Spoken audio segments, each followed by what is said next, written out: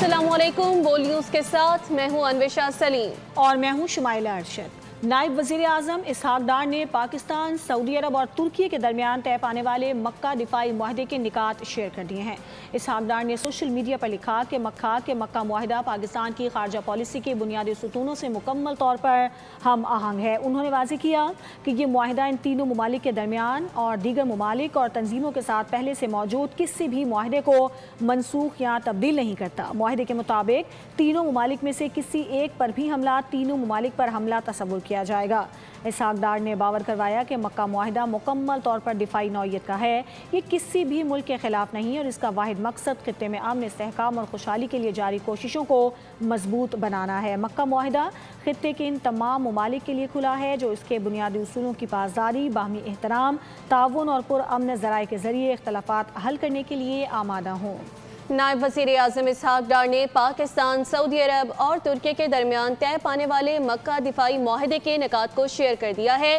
اسحاق ڈار نے social media پر لکھا کہ مکہ معاہدہ پاکستان کی خارجہ پالیسی کے بنیادی ستونوں سے مکمل طور پر ہم آہنگ ہے۔ انہوں نے واضح کیا کہ یہ معاہدہ ان تینوں ممالک کے درمیان یا دیگر ممالک اور تنظیموں کے ساتھ پہلے سے موجود کسی بھی معاہدے کو منسوخ یا تبدیل نہیں کرتا۔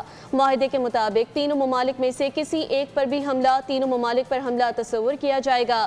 اسحاق ڈار نے باور کروایا کہ مکہ معاہدہ مکمل طور پر دفاعی نوعیت کا معاہدہ ہے، یہ کسی بھی ملک کے خلاف نہیں اور اس کا واحد مقصد خطے میں امن و استحکام اور خوشحالی کے لیے جاری کوششوں کو مزید مضبوط بنانا ہے۔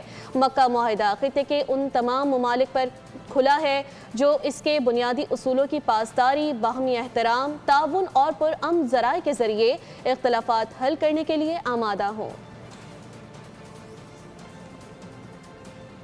پاکستان، سعودی عرب اور ترکی کے مابین دفاعی معاہدے کی خوشی میں پنجاب میں 3 روزہ تقریبات شروع ہو گئی ہیں۔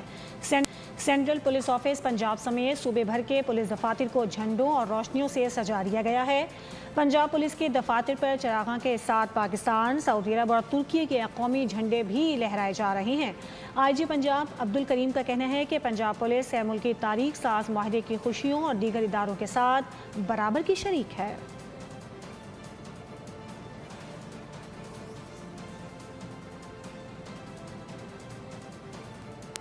پاکستان، ترکی اور سعودی عرب کے درمیان مکہ دفاعی معاہدہ۔ وفاقی وزراء کا تاریخی معاہدے پر مسرت کا اظہار، معاہدے کو خوشائند قرار دیا۔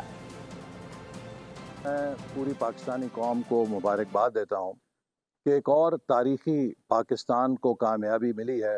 یہ نہ صرف پاکستان کے لوگوں کے لیے بلکہ مسلم امہ کے لیے ایک بہت ہی، میں سمجھتا ہوں کہ فخر کی بات ہے۔ نہ صرف پاکستانیوں کے لیے ایک باعث عزت اور قابل فخر چیز ہے، اس نے پوری مسلم امہ کے لیے امن کی نئی راہیں ہموار کی۔ میں پوری قوم کو اس پہ مبارکباد پیش کرتا ہوں۔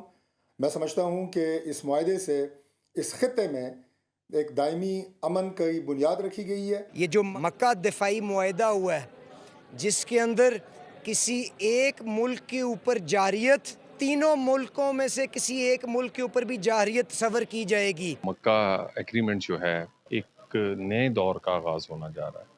یہ کسی کے خلاف نہیں ہے، یہ اپنی سوورینٹی، اپنے تحفظ کے لیے ہے۔ یہ مقدس دستاویز جو ہے یہ مسلمان امہ کے اس اتحاد کی نوید ہے جس اتحاد سے متعلق جو ہے وہ مسلمان امہ نے خواب دیکھے۔ مکہ مشترکہ دفاعی معاہدہ مسلم امہ کے لیے فخر کا ایک غیر معمولی لمحہ ہے۔ اس معاہدے کا بنیادی مقصد تینوں ممالک کے دفاع، سلامتی اور استحکام کو مضبوط بنانا ہے، آپس میں تعاون کو آگے بڑھانا ہے۔ ہاں، یہ بات واضح ہے کہ کسی ایک پر حملہ تینوں پر حملہ تصور کیا جائے گا۔ یہ اس ریجن میں اسٹیبلٹی لے کر آئے گا۔ یہ پیکٹ اس ریجن کی جو بیلنس آف پاور ہے اس کو برقرار رکھے گا۔ مبارکباد پیش کرتی ہوں پاکستان، سعودی عرب اور ترکیہ کے عوام کو، ان کی سیاسی اور عسکری قوتوں کو۔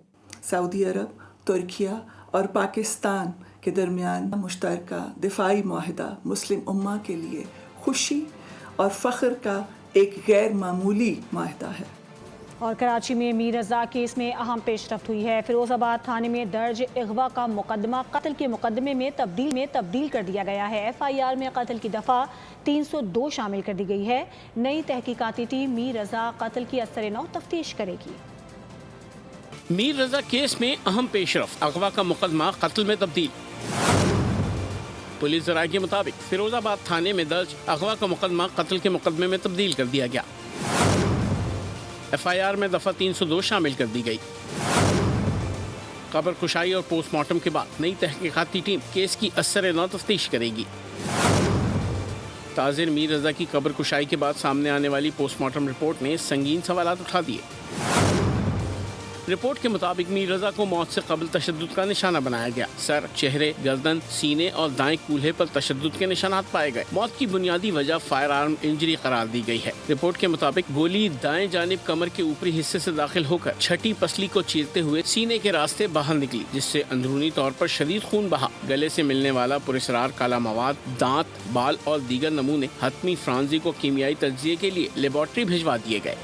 کراچی میں شہر کی حالت زار دکھانا بھی جرم بن گیا۔ لانڈھی میں ٹوٹی پھوٹی سڑکوں، گندی گلیوں اور برباد راستوں کی رپورٹنگ کے دوران بول نیوز کی ٹیم پر حملہ کر دیا گیا۔ مشتعل بدماشوں نے بول نیوز کے صحافی سے موبائل فون چھین لینے کی کوشش کی۔ میئر کراچی نے یقین دلایا ہے کہ حملہ آوروں کا تعین کیا جائے گا۔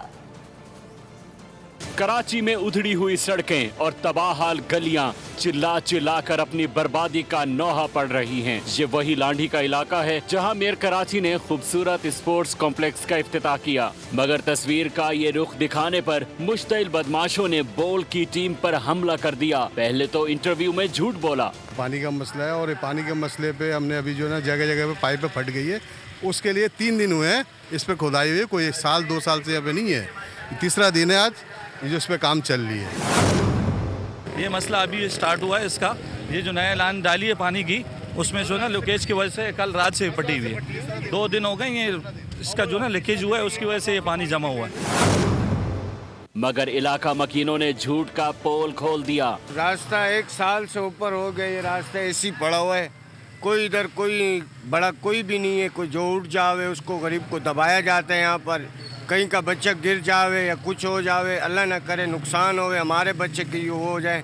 یہ بہت پرانا مسئلہ ان کا چل رہا ہے، یہ روڈ ابھی تک کوئی کلیئر نہیں ہوئی۔ حکومت کو پہلے سے ہی ان کا خیال ہونا چاہیے کہ یار یہ گڈھے بنے ہوئے کوئی بھی حادثہ ہو سکتا ہے، بچے نالے میں جا سکتے ہیں، گڈر میں گر سکتے ہیں، تو برائے مہربانی ہمارا حکومت سے یہی درخواست ہے کہ آپ یہ ہمارے لیے مہربانی کر کے راستے بنا دیں۔ جھوٹ سامنے آنے پر مشتعل افراد نے بول کی ٹیم پر حملہ کر دیا، صحافیوں سے موبائل فون چھین لیا، دھمکیاں بھی دیں۔ میئر کراچی مرتضی وہاب نے یقین دلایا کہ حملہ کرنے والوں کا تعین ہوگا۔ میری سیاسی جماعت جو ہے نا وہ میڈیا فرینڈلی ہے، کیسی تنقید ہمارے اوپر نہیں ہوتی، ہماری لیڈرشپ کے اوپر نہیں ہوتی، لیکن ہم ہمیشہ تحمل کے ساتھ تنقید کو سنتے ہیں اور کبھی بھی قانون کو اپنے ہاتھ میں نہیں لیتے۔ تو انشاءاللہ آپ نے جو یہ شکایت کی ہے میں اپنی تنظیم کو بتاؤں گا، اور اگر وہ ہمارے کارکن ہیں تو انشاءاللہ ان کے خلاف جو کارروائی کرنے کی ضرورت ہے وہ ہم کارروائی کریں۔ مرتضی وہاب نے کہا کہ پیپلز پارٹی تنقید کو برداشت کرنے والی جماعت ہے۔